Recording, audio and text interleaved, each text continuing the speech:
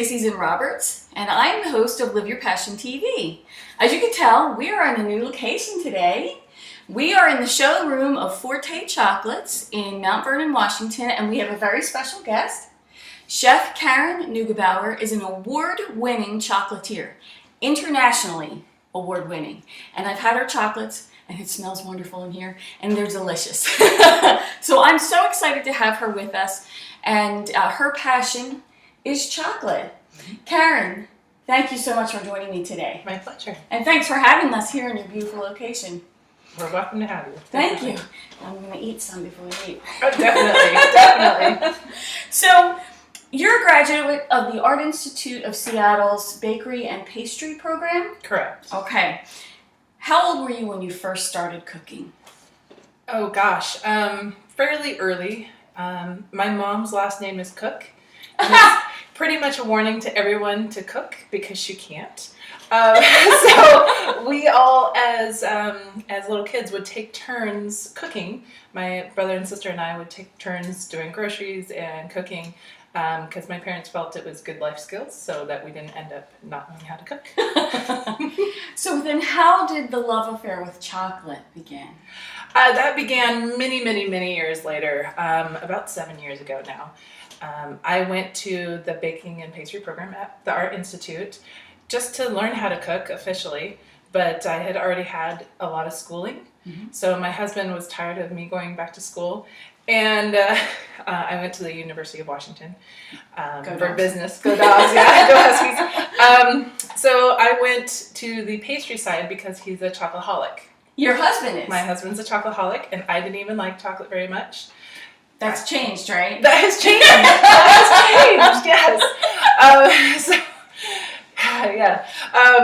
So it was. That's why I ended up in the pastry program because it didn't matter to me. I just wanted to learn more things, and cakes were fun too, so might as well. And my dad made fantastic peanut brittle growing up, and my grandma made great fudge. So turns out I can do pastry stuff too. So that's where I went to school, and that's how I ended up here. And that was the very first time that I tasted what I call real chocolate, not brown-colored candy. And that's something that I wanted to make sure that we discuss today. There is a difference between commercial chocolate and artisan chocolate. Big difference, yes. So Huge can you difference. explain to our audience what that means? Commercial chocolate is chocolate that is blended from all sorts of beans, typically very bad beans, and we're talking about cacao beans.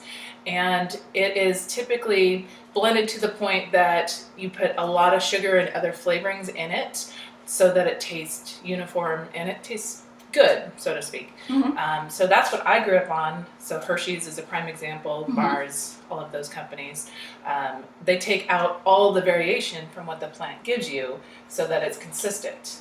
Oh. Okay. So artisan chocolates is the exact opposite. We only use heirloom beans that have a variety of flavor, kind of like the terroir of grapes for different wines. Oh. And each harvest tastes different. So we're constantly having to change our formulas and manipulate the flavors so that they stay fairly consistent, mm-hmm. versus just putting a ton of stuff in there and then wiping out the flavor and then adding the sugar.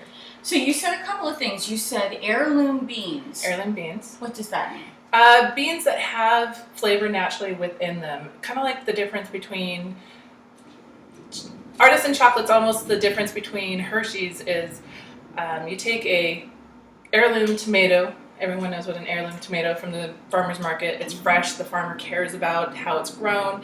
He can tell you everything about it, the seasons, everything.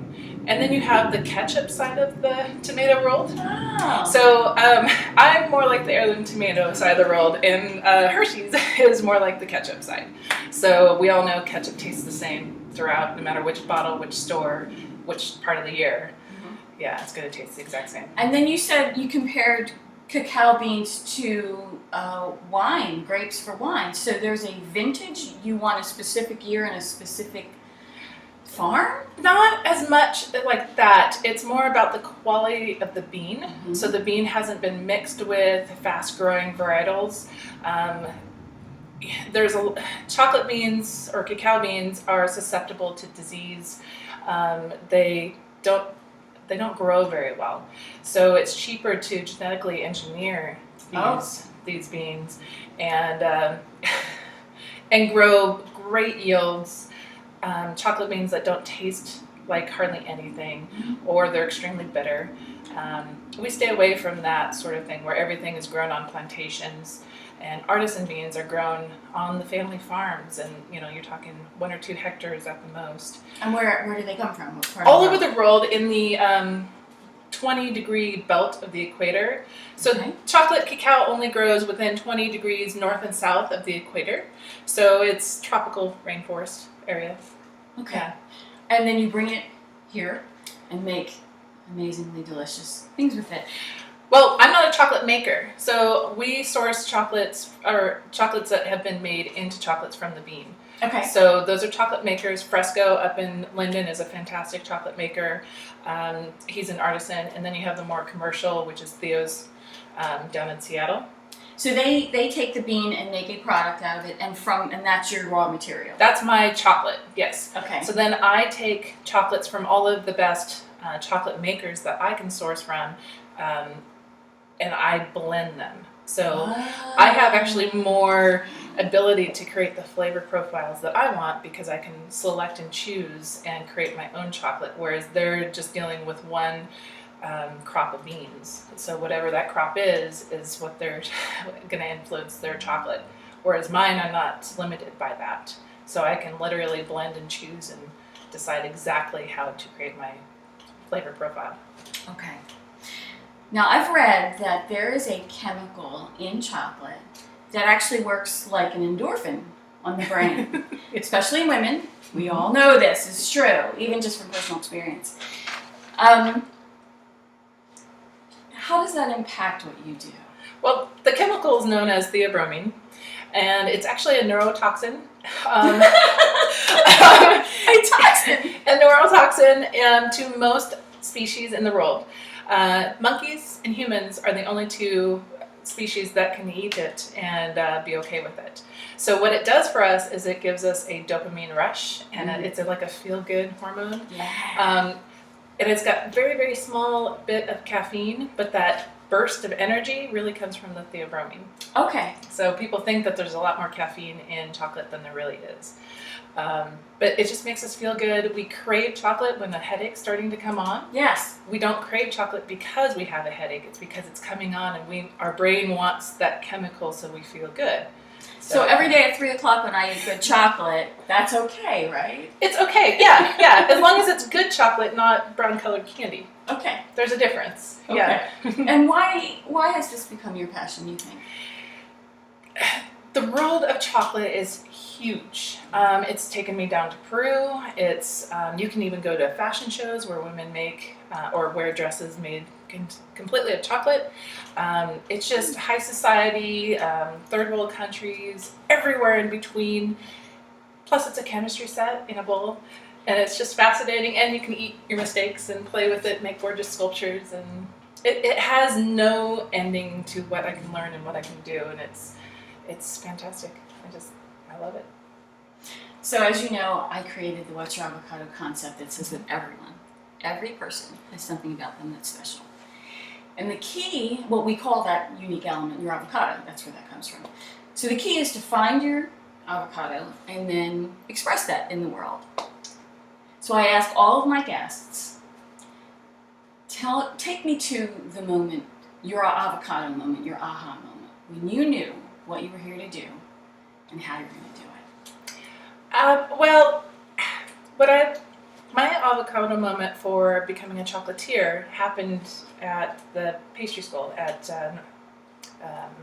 At the Art Institute of Seattle. Art Institute of Seattle, and that's the very first time I made a ganache. You chop up solid chocolate, and it's couverture, and it's a special kind of chocolate, and you pour hot cream over it, and you stir it a certain way, and it just over time becomes this amazing bowl of yum. So it not only transformed right before my eyes, you had to wait for it a little bit, and one taste was just more flavor than I ever imagined can happen in my mouth at one time. I'm getting the chills. That that's why I'm a chocolatier. I often say it was like falling in love or having a child.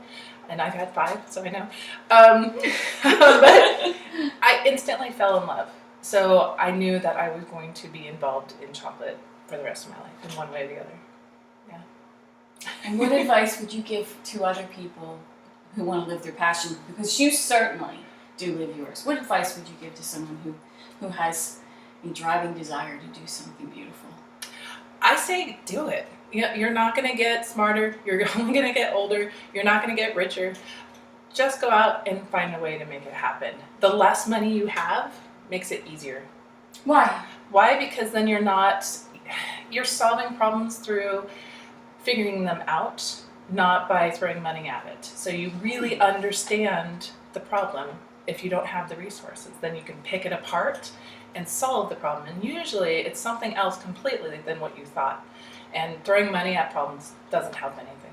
So if you don't have money to solve at it, you have to use your smarts and your instincts. And you learn whatever you're doing, whether it's art, chocolate, making machines, it doesn't matter what it is, you learn it better.